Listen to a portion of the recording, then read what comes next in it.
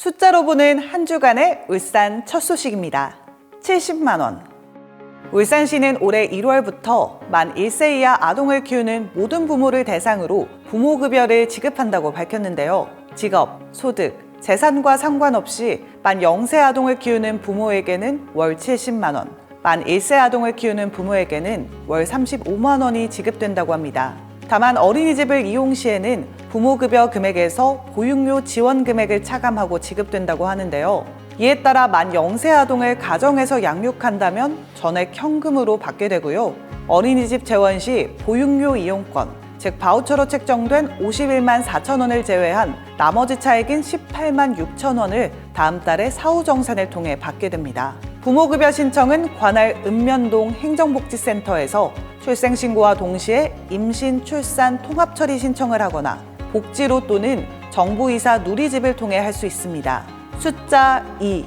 울산시는 올해부터 가정위탁아동 양육보조금과 자립준비 청년의 안정적인 사회정착을 위한 자립정착금, 자립수당을 인상하기로 했는데요. 보호자가 없거나 혹은 양육하기 어려운 상황에 처한 아동들이 건전한 사회인으로 성장할 수 있도록 기존 1인당 월 30만 원씩 지원하던 양육보조금을 12만 원 인상한 42만 원으로 지원할 계획이라고 밝혔습니다.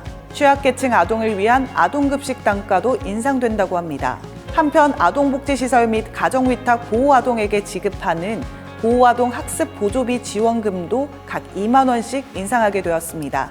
아울러 울산시는 지난 9월 자립지원 전담기관 1개소를 개소해 자립준비 청년의 실질적인 자립을 지원하면서 보호가 종료된 아동을 위한 자립생활관도 운영 중인데요. 내년에는 지역아동센터 1개소와 다함께 돌봄센터 3개소를 추가 설치해 돌봄 사각지대 해소에 나선다고 합니다. 숫자 1.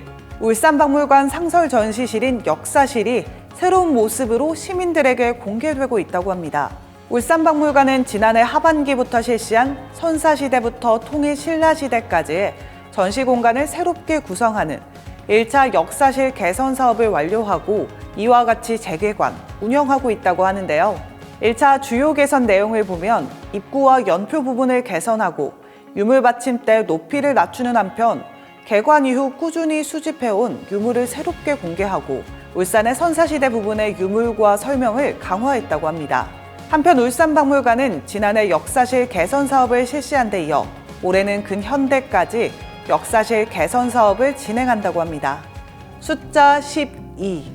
울산시는 2023년부터 기초생활보장수급자 선정 기준으로 활용되는 기본재산 공제액 등 기초생활보장 재산 기준을 완화해 1월 1일부터 시행한다고 밝혔습니다. 기초생활보장 제도에서 가구의 소득 인정액이 기존 중위소득의 일정 비율 이하일 경우 수급자로 선정되는데요. 기본재산 공제액은 기본적 생활과 주거환경 유지 등에 필요하다고 인정하여 소득 인정액 산정 시 재산가액에서 제외하는 금액이며 보건복지부 장관이 정하여 고시합니다. 올해 변경되는 내용을 살펴보면 기본재산 공제액은 생계주거 교육급여 6,900만 원, 의료급여 5,400만 원에서 일괄 7,700만 원으로 상승됐으며 재산범위 특례액은 생계주거 교육급여 1억 원, 의료급여 8,500만 원에서 일괄 1억 2천만 원으로 상향되었습니다.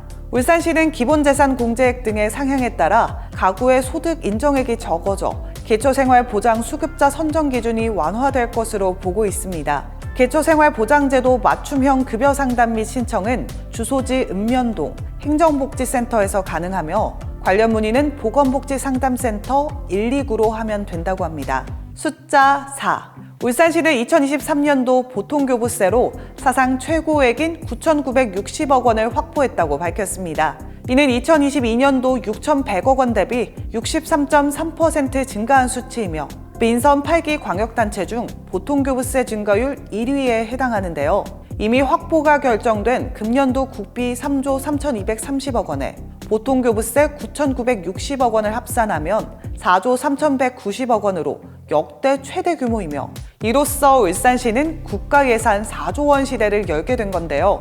작년 2022년 보통교부세는 6,100억 원으로 올해 대폭 증가하게 되었습니다. 올해 보통교부세가 증가한 원인은 김두겸 울산시장의 적극적인 확보 활동 및 지역 출신 국회의원들의 측면 지원과 더불어 울산시의 유리한 산정지표 제도 개선 반영에 있는데요. 김 시장은 지난해 7월 취임과 동시에 울산을 찾은 이상민 행안부 장관에게 울산과 재정 규모가 비슷한 다른 광역단체보다 많은 국세를 내는 점 및 국가발전 기여도 등을 반영하여 보통교부세의 대폭적인 증액을 강력히 건의했고, 아울러 교부세 산정 과정에서 울산시에 유리한 산업단지 수요 측정 단위에 산업경제비 추가, 각종 재정사업 발굴 및 추진으로 재정수요 증가 및 지방세 세입 감소 시 추가 지원 등의 제도 개선 사항을 관철시킴으로써 교부세 규모를 증가시키는 데 결정적인 역할을 한 것으로 보입니다. 보통교부세는 국가가 내국세 총액의 19.24% 중 97%를 재정 부족액이 발생한 지방자치단체에 교부하는 재원이며, 용도가 지정된 국고보조금과 달리 지자체가 자율적으로 지역의 자체적인 사업에 활용할 수 있는 포괄적 재원으로 향후 민선 8기 추진 사업에 공격적인 재원 투입이 가능해졌습니다. 2023년 개묘년이 밝았습니다.